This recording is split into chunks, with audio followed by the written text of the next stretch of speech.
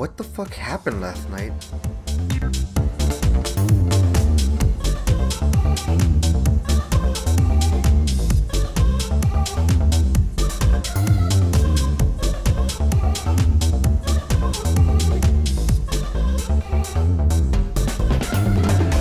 I'm gonna beat the shit out of somebody. I'm really gonna beat the shit out of somebody.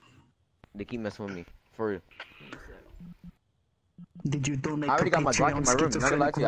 I already have the Glock in my room. vrchat is a social game where you can play with people in virtual reality with any kind of weird avatar you desire. You can think of this game like the other social games of the past, like Second Life or Habbo Hotel, but on steroids. And you know, without the creepy ass ads and gambling problem. But despite it being a social game that, in theory, should appeal to the vast majority of people, there seems to only be 7 main groups that pertain to the game. Of course, they're not exclusive, but people tend to be in at least one of these groups, which are weebs, furries, femboys, esots, depressed, alcoholics, and COVID.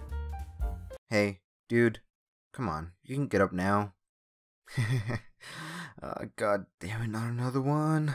So anyways, going back to the topic of avatars, there seems to be a natural progression when it comes to the type of avatar one tends to use more often. I call this progression the avatar skill tree of degeneracy.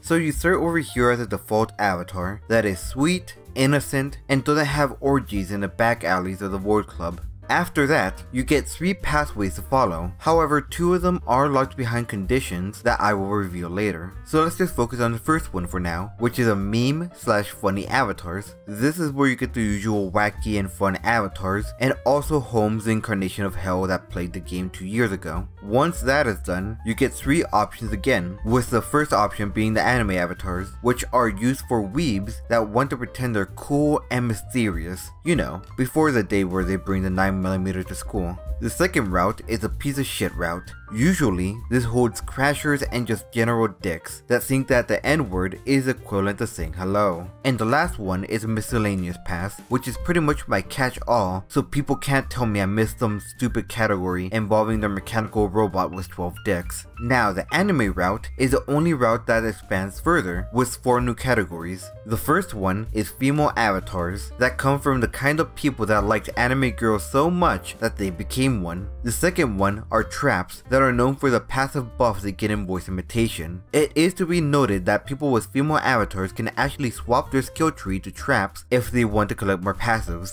Anyway, the third one are lollies. We don't talk about them. And the last one is e-boys, which depending on which one you meet, can go from okay to not so okay. Let me give you the details here. So you see, e-boys operate on the state of mind that they must obtain an e-girl, right? Now, how do you obtain an e-girl in vrchat? Well, the answer is to apparently act like wolves on the prowl and hunt them down. Find them when they're still fresh white tags and get them before anyone else can. And once you do, your new objective is to maintain her away from any other e-boys, or for that matter, anyone that could be a threat. If that doesn't sound like a toxic relationship to you, then get help, man. Now that we've gotten that out of the way, we only have one more round of avatars to go through at the end of the skill tree. Before we get to them though, I need to explain a certain skill that all of these have. It's the ERP skill. Now, what does ERP mean? Well, E-R-P. E-R-P.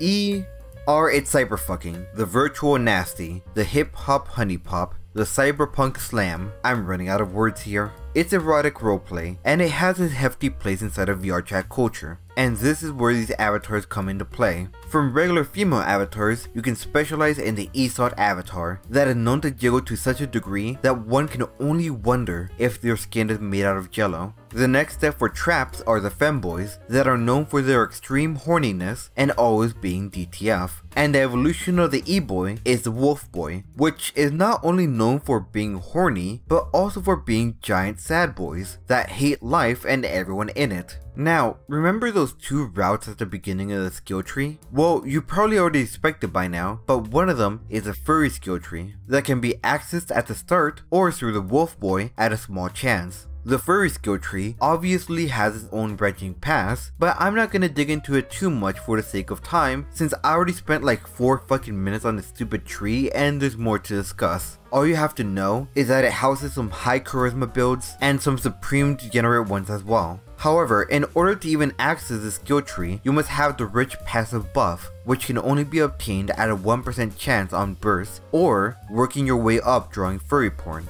Anyway, the way to unlock the last part of the skill tree is achieved through multiclassing, which can be done at any time as long as you have enough XP. This last route pertains to the custom model that one makes, edits, or steals, which, by the way, if you are caught stealing custom models, you will be sentenced to public hanging and shamed for the rest of eternity. It must be said though that there is a variant to everything on the skill tree, that is the mute variant, which is essentially people that won't talk for one reason or another. These people are usually good at throwing gang signs and ninjutsus that mostly anyone can understand with time. To finish off, there is a rebirth mechanic of becoming a content creator, which includes map creators, artists, and media creators. They're usually in their own bubble community and only communicate with us mortals when in need of content.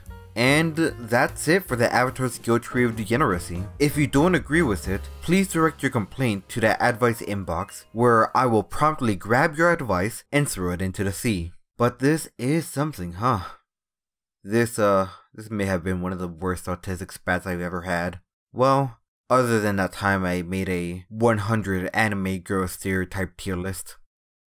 Fuck. Well, whatever, because vrchat is not just about the avatars that people use, but also about the bountiful worlds you can explore at 15 frames. There are several categories you could put these in, but I think the best classification would be with avatar worlds, where you can obtain avatars from the public, cinema worlds, where you get to watch all the seasons of SAO, the market worlds, where you can window shop and pretend like you will actually buy stuff, game worlds that copy Roblox, scenery worlds where you get to say, wow, that's really cool. Now what? Scary worlds with more jump scares than B-movies have bad actors. Udon worlds that test the limit of what's possible and what my stomach can handle. Chill worlds that are used to just sit down and talk after getting too wasted during the night. Popular worlds, which is where you can find some of the most chaotic and cancerous lobbies. And ERP worlds where, well, I'm pretty sure you can make a mental image of what a closed off room with 2 people yiffing is like. Now, pop quiz. What is one thing that all of these worlds have in common? I'll give you 10 seconds to respond.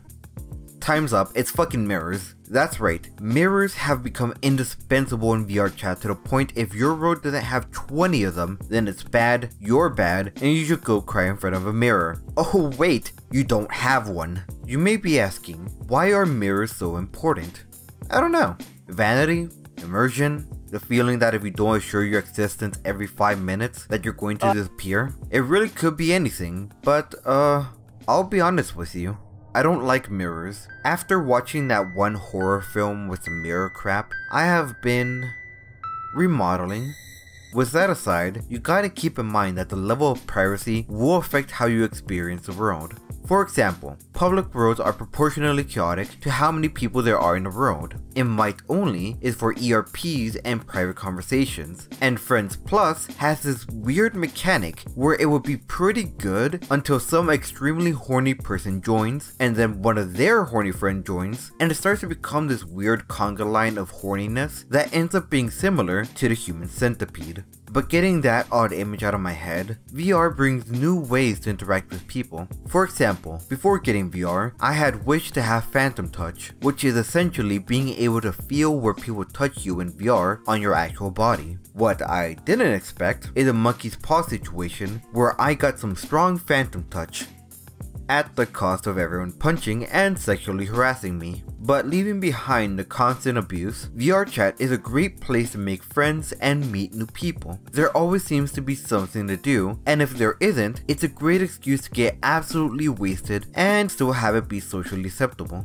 With that being said, I was told something a bit strange not too long ago. Something about being turned bisexual 2 months after I got VR. Now, I wasn't sure how the fuck that was even possible. After all, I consider myself to be pretty straight, except for the occasional futanari and the hentais I read. So I searched far and wide, looking for possible answers to my apparently inevitable fate. And it made me start to even question myself. Does VR chat really have the power to make you bisexual? Or was the bisexuality inside of me from the start?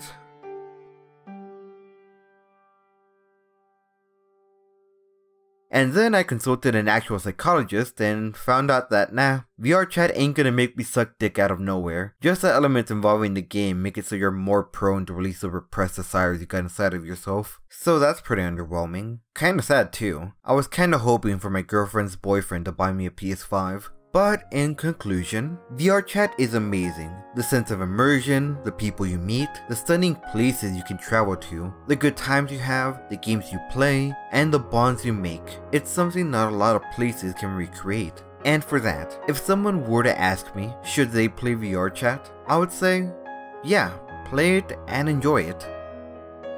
And then spend thousands on getting VR equipment so you can start doing pole dances at the Void Club.